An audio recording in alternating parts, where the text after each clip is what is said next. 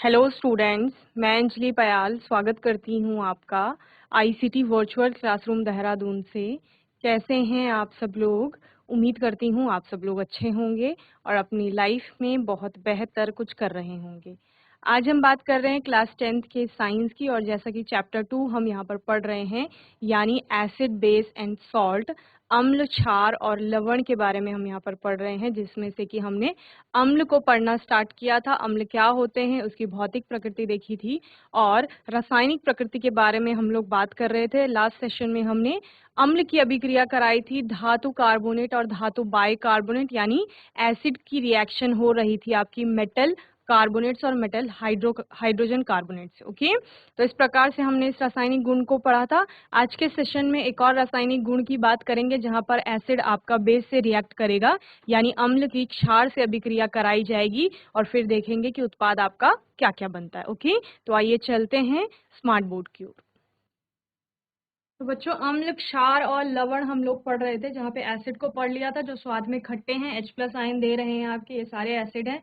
Properties में भी यही आएगा, पीएच का मान बता देंगे, 7 से कम होता है।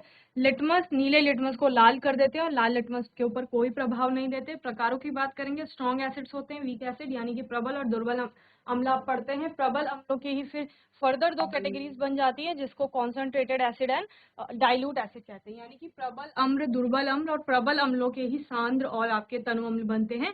सांद्र वो था जहां पर एसिड की मात्रा ज्यादा है, और तनु आपका कौन सा है जिसमें एसिड की मात्रा कम है और जल की मात्रा ज्यादा है। ठीक है, तो इस प्रकार से आपने पढ़ेगा। केमिकल प्रॉपर्टीज की बात कर रहे थे, जिसमें सबसे पहले हमने बोला एसिड की रिएक्शन आपकी किसी मेटल से होगी, यानी धातु से कराई जाएगी अम्ल की अभिक्रिया, तो आपको क्या प्राप्त होने वाला है, एक लवण और हाइड्रोजन गैस आपकी वहां पर उत्पन्न होगी। ठीक है, जहां पर आपने क्या बोला, जहां पर आपका अम्ल जो है धातु से अभिक्रिया करेगा, और क्या हो रहा है, धातु आपका अम्ल से हाइड्रोजन गैस को विस्थापित कर रहा है, यानी हाइड्रोजन को अलग कर रहा है, और हाइड्रोजन का स्थान स्वयं ले रही है धातु, और इस प्रकार से धातु का आपका लवण बन रहा है और हाइड्रोजन गैस अलग हो रही है। ठीक है, तो ये हमने अभिक्रियाएं भी देखी थी, इसके लिए अलग अलग धातुओं के साथ हमने अलग अलग अम्लों की अभिक्रिया करवाई थी। Okay, reaction with metal carbonates and metal hydrogen carbonate में हमने क्या देखा कि जब भी, अब वही धातु लेके चल रहे थे हम, आपको याद होगा, उसी धातु का अब हमने कार्बोनेट ले लिया है। ठीक है, यानी कार्बोनेट ग्रुप आपका धातु के साथ आ गया है, किसी मेटल के साथ आ गया है,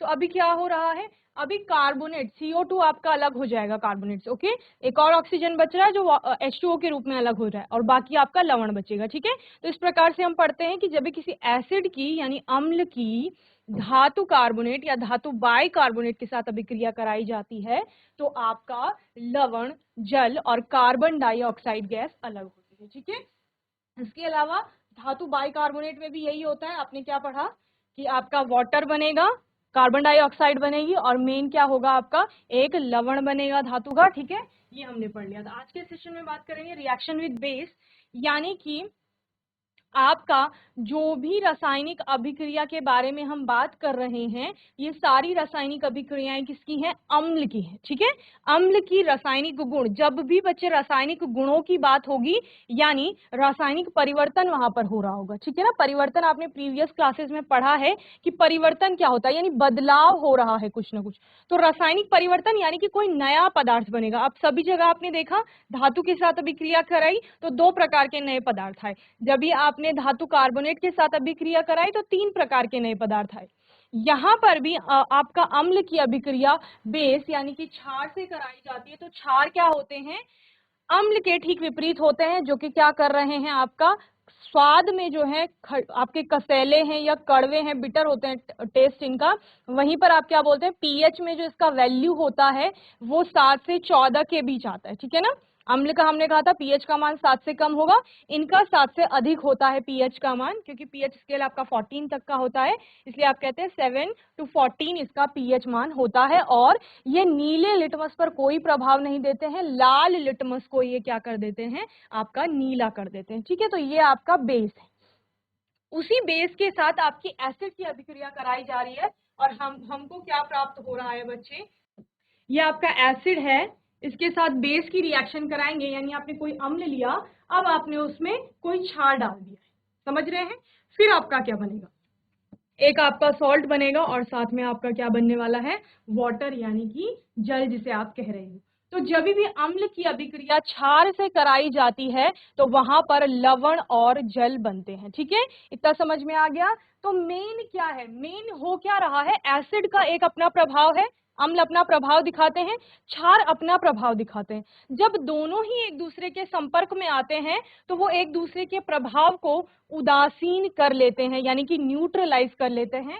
इसीलिए रिएक्शन को क्या कहा जाता है, न्यूट्रलाइजेशन रिएक्शन या उदासीनीकरण अभिक्रिया। ठीक है, तो उदासीनीकरण अभिक्रिया, ये आवश्यक नहीं है कि प्रश्न ऐसा पूछा जाएगा कि अम्ल के साथ क्षार की अभिक्रिया बताइए। प्रश्न ये भी आ सकता है कि उदासीनीकरण अभिक्रिया क्या होता है। ठीक है, तो आप बताएंगे जब अम्ल या किसी भी अम्ल की अभिक्रिया किसी क्षार से कराई जाती है तो उत्पाद के रूप में हमें लवण और जल प्राप्त होते हैं।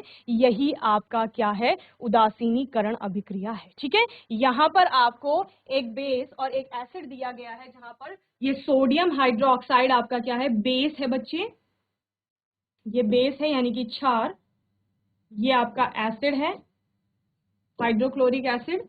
इन दोनों की अभिक्रिया हो रही है तो क्या बन रहा है, NaCl, सोडियम क्लोराइड, जो कि आपका एक क्या है, लवण है। ठीक है, और H2O आपका क्या है, वाटर हो गया। सेम एक और रिएक्शन है, यहाँ पर सोडियम हाइड्रोक्साइड की अभिक्रिया H2SO4 से कराई जा रही है, यानी सल्फ्यूरिक एसिड से कराई जा रही है। ठीक है, अम्ल है ये भी एक, और यहाँ पर क्या बन रहा है, आपका सोडियम सल्फेट बन रहा है Na2SO4, और साथ में H2O आपकी बन रही है। ठीक है, तो इस प्रकार से क्या बन रहे हैं, सॉल्ट और वाटर आपका फॉर्म हो रहा है, ये सॉल्ट हो गया और वाटर। ठीक है, इस रिएक्शन में भी सॉल्ट प्लस वाटर, तो इन अभिक्रियाओं को क्या कहा जाएगा, उदासीनीकरण अभिक्रिया कहा जाएगा। ठीक है, जो राइट साइड में दूसरी रिएक्शन लिखी गई है ये आपकी बाइकार्बोनेट और मेटल कार्बोनेट की। ठीक है, ये कल के सेशन में हमने पूछा था तो उसका आंसर बच्चों ने बताया था। ओके, तो इतना नोट करेंगे, रिएक्शन विद बेस कुछ भी नहीं है, क्या कहा गया, एक अम्ल की अभिक्रिया एक क्षार से कराई जाएगी और उत्पाद के रूप में आपको लवण और जल मिलेगा। यही आपका उदासीनीकरण अभिक्रिया है, यानी न्यूट्रलाइजेशन रिएक्शन है। ओके, चलिए, रिएक्शन विद बेस यानी कि उदासीनीकरण अभिक्रिया भी जिसको कहा जा रहा है, और हम क्या कहेंगे इसको, क्षार के साथ अभिक्रिया, यानी किसकी, अम्ल की। ठीक है, अम्ल के ही रासायनिक गुण पढ़ रहे हैं हम लोग। तो अम्ल और क्षार के बीच होने वाली अभिक्रिया से लवण और जल बनता है और इसे उदासीनीकरण अभिक्रिया यानी क्या कहा जा रहा था, न्यूट्रलाइजेशन रिएक्शन हम लोग कहते हैं। अम्ल और क्षार की अभिक्रिया हो रही है, आपका क्या बन रहा है, लवण और जल बन रहा है। आपका हमने एक क्षार लिया है, उसकी अभिक्रिया एक अम्ल से हो रही है, और आपका लवण बन रहा है और साथ ही क्या बन रहा है, जल बन रहा है। ठीक है, इनके नीचे आप इनके नाम में लिखेंगे। NaOH क्या है आपका, सोडियम हाइड्रोक्साइड है। ठीक है, वहीं पर HCl क्या है, हाइड्रोक्लोरिक एसिड है, और NaCl आपका क्या है, सोडियम क्लोराइड, जो कि आपका एक लवण है। सेम आपका दूसरी जो रिएक्शन है, ये पहली रिएक्शन है, आपका पहला एग्जाम्पल हो जाएगा। दूसरा एग्जाम्पल आपका क्या है, 2NaOH यानी सोडियम हाइड्रोक्साइड की रिएक्शन अभी सल्फ्यूरिक एसिड H2SO4 से कराई जा रही है, और क्या बन रहा है, Na2SO4 सोडियम सल्फेट बन रहा है, साथ में आपका वाटर बन रहा है। क्लियर, ये रिएक्शंस नोट करेंगे आप। जब भी आपको कोई भी रासायनिक गुण पूछा जाएगा, किसी भी रिएक्शन के बारे में पूछा जाएगा, तो उसमें आप रासायनिक अभिक्रिया लिखने के साथ साथ उसके लिए रासायनिक समीकरण अवश्य देंगे। जैसे आपने यहाँ तक बोला कि मैम अम्ल और क्षार की अभिक्रिया होने के पश्चात आपका लवण और जल बनता है, तो इसको उदासीनीकरण अभिक्रिया कहा जाता है। ठीक है, ये उदासीनीकरण अभिक्रिया हो गया, लेकिन इसके लिए आप क्या देंगे, एग्जाम्पल भी देंगे। जैसे कि आपने कहा कि मैम सोडियम हाइड्रोक्साइड की अभिक्रिया हाइड्रोक्लोरिक एसिड से कराने पर सोडियम क्लोराइड और आपका वाटर बनेगा। क्लियर, तो इस प्रकार फिर उसके नीचे समीकरण भी लिख लेंगे, यानी इक्वेशन जो यहाँ पर लिखी गई है। चलिए जल्दी से नोट करिए।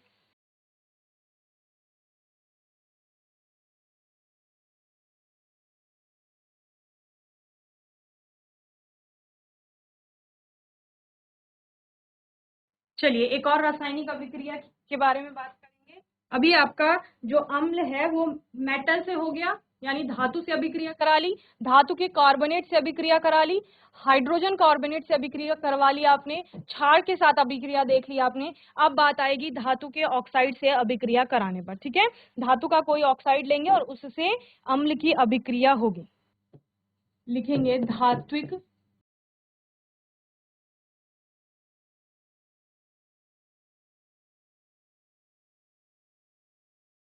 ऑक्साइड से अभिक्रिया।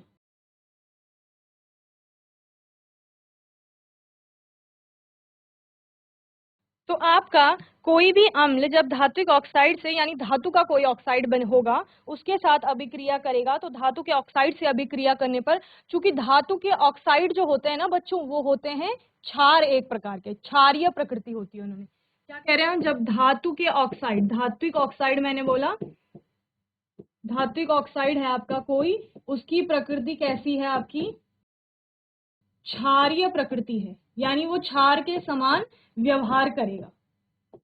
ठीक है, तो आप लोगों ने अभी पढ़ा कि अम्ल की क्षार से अभिक्रिया कराने पर क्या बन रहा था, लवण और जल। यहां पर भी इनडायरेक्टली आपका एसिड जो है एक बेस से, यानी कि आपका अम्ल जो है वो एक क्षार से अभिक्रिया कर रहा है जो कि धात्विक ऑक्साइड है, तो यहां पर भी आपका लवण और जल बनेगा। ठीक है, चलिए नोट करेंगे।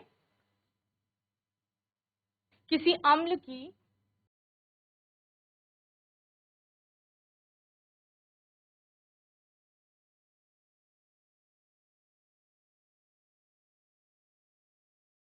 धात्विक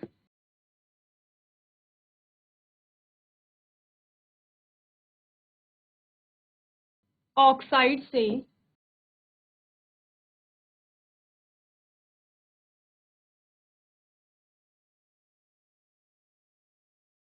अभिक्रिया करने पर उत्पाद, यानी कि प्रोडक्ट जो अभिक्रिया होने के पश्चात आपको मिलेगा, उत्पाद के रूप में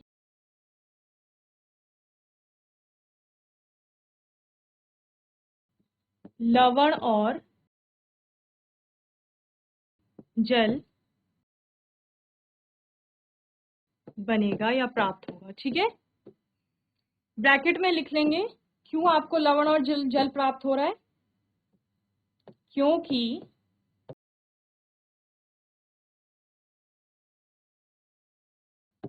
धात्विक ऑक्साइड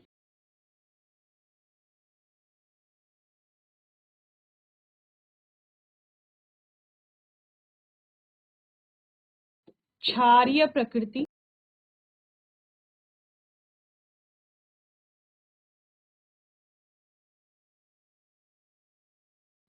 के होते हैं। ठीक है, जल्दी से इसके लिए कॉमन रिएक्शन लिख लेंगे तो क्या होगा, अम्ल है आपका, अम्ल की अभिक्रिया किससे हो रही है, धात्विक ऑक्साइड से हो रही है किसी, या धातु ऑक्साइड आप लिख सकते हो इसे, और आपका क्या बन रहा है इसके पश्चात, ये दोनों तो क्या हो गए, अभिकारक हो गए, अभिक्रियाओं को पढ़ा है हमने अच्छे से, क्या बनेगा आपका लवण और प्लस साथ में क्या बनेगा, जल बनेगा। क्लियर, चलिए एक रिएक्शन लिख लेंगे इसके लिए। हमारे पास था सल्फ्यूरिक एसिड, ठीक है, तो अम्ल क्या है हमारे पास, सल्फ्यूरिक अम्ल है H2SO4। ठीक है, इसकी अभिक्रिया होगी किसी धातु के ऑक्साइड से, धातु ले लेते हैं हम कॉपर, कॉपर का oxide, copper second oxide CuO। ठीक है, इसके साथ इसकी अभिक्रिया कराएंगे, H2SO4 आपका एक्वस में है, ब्रैकेट में AQ लिख लेंगे। ये आपका सॉलिड स्टेट में, जब हम इक्वेशन को समझ रहे थे मैंने आपको सभी समझाया था कि AQ का मतलब क्या है, S का मतलब क्या है, L G इन सब का मतलब क्या होता है। ठीक है, इस प्रकार इससे रिएक्शन होगी और आपका क्या बनेगा, सॉल्ट के रूप में आपका सल्फेट बन जाएगा कॉपर का, जो ये आपका जो आपका सल्फ्यूरिक एसिड के साथ SO4 है, ये कहाँ चले जाएगा, आपका कॉपर के साथ चले जाएगा, तो क्या बन जाएगा CuSO4। ओके, इसका भी एक्वस सोल्यूशन आएगा। उसके बाद क्या बन रहा है, ये तो लवण हो गया आपका, कॉपर सल्फेट का लवण सॉल्ट, और साथ में क्या बन रहा है H2O। क्लियर, यानी सिंपल सी बात है, यहां पर जो आपका ये H2 थी ये कहां चली गई, ऑक्सीजन के साथ चली गई, और इस H2 के प्लेस पे क्या आ गया, ये Cu आ गया। क्लियर, तो CuSO4 बन गया है और आपका हाइड्रोजन ऑक्सीजन के साथ जुड़ करके H2O यानी उसने जल बना दिया। क्लियर, चलिए इसको जल्दी से नोट करेंगे, फिर अभी क्वेश्चन पूछे जाएंगे आपसे।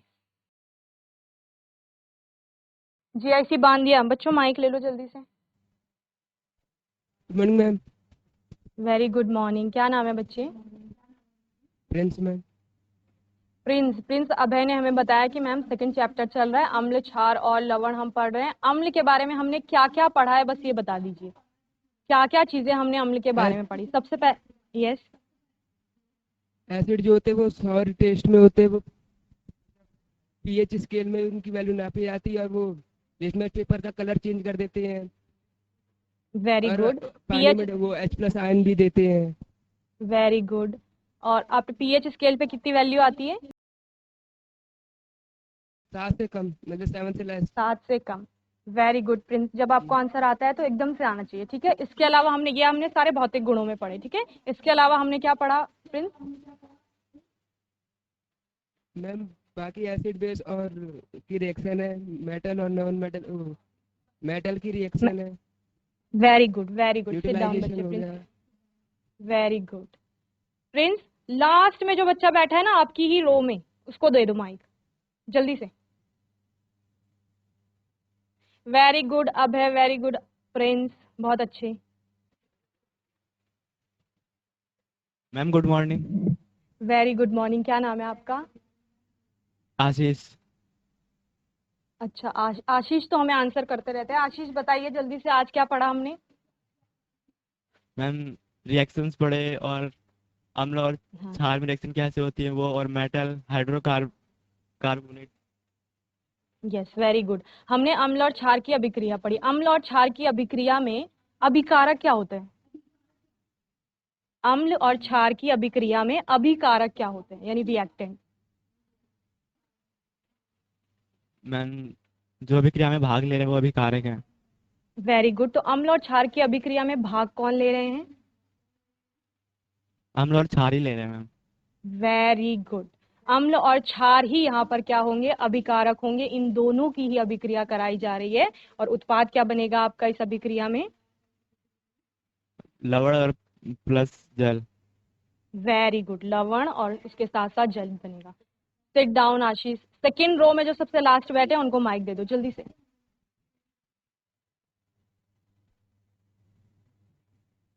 क्या नाम है बच्चे? यस, विनीत। विनीत। विनीत बताइए, उदासीनीकरण अभिक्रिया के अलावा हमने क्या पढ़ा अभी? Metals reaction.